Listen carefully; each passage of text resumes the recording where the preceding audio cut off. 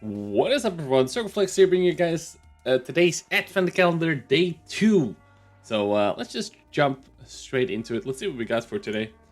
And it seems like we got the Lorraine for Advent Calendar Day 2 here, the Lorraine 40T. So this used to be a tier 9 medium back in the day. This now has been a tier 8 premium for a while. This is not a super rare tank. It tends to be on sale, decently enough. It appears fairly often, I'd say. And you can buy them in two ways, just like the previous ones. And these will probably every Advent calendar will be like this. So you can buy a bundle with real money, which is gonna set you back 47 euros basically. And you can buy it in game for 11,000 gold, which will give you a garage slot, a train crew, and 3 unique camos. Whereas this bundle for real money also gives you some gold in 30 days premium and the missions there. So that's 19% off. 11. It saves you 12 euros. Wow, sick. And 11,000 gold comes about to 39 euros.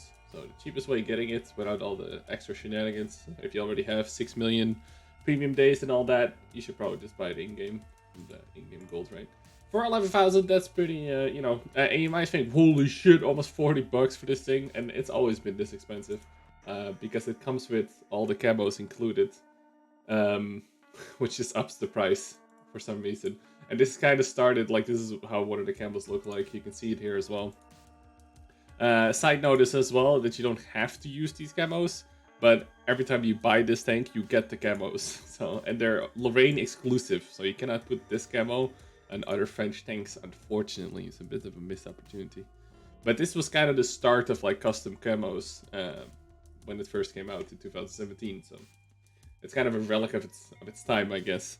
I think if this tank would come out now, we would have the camo for maybe even all the nations. But hey, it's just not the case right now. So you got these things. So 11,000 gold or the 46 euros. So 39 euros or 46 euros is what it comes down to.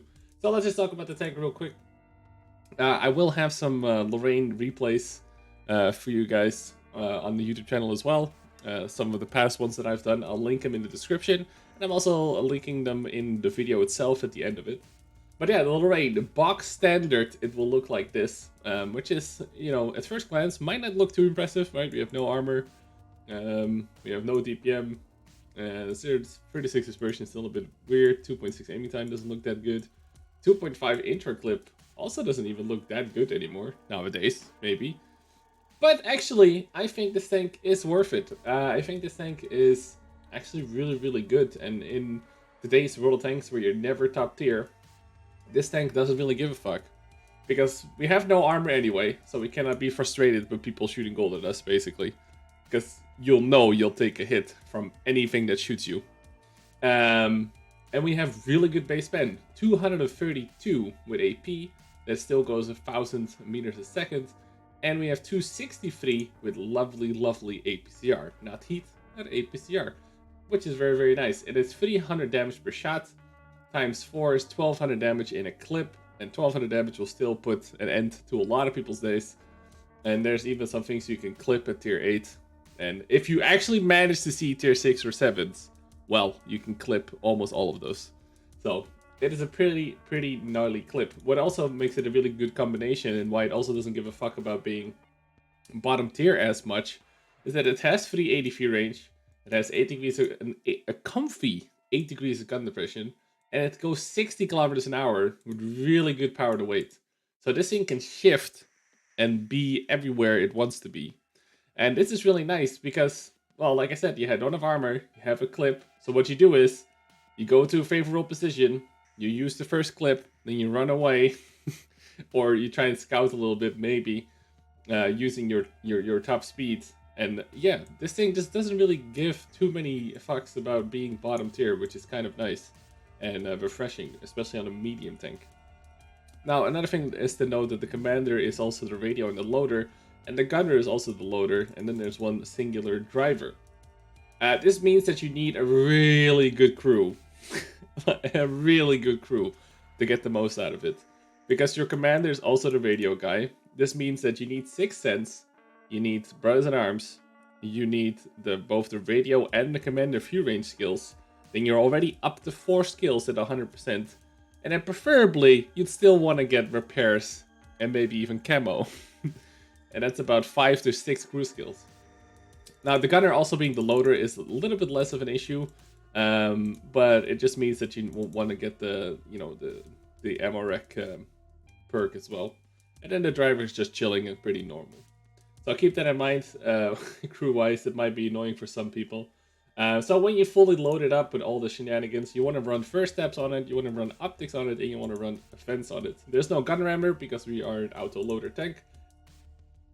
Those just don't get auto-loaders unless you're the mighty Chiri, which I think still has a rammer.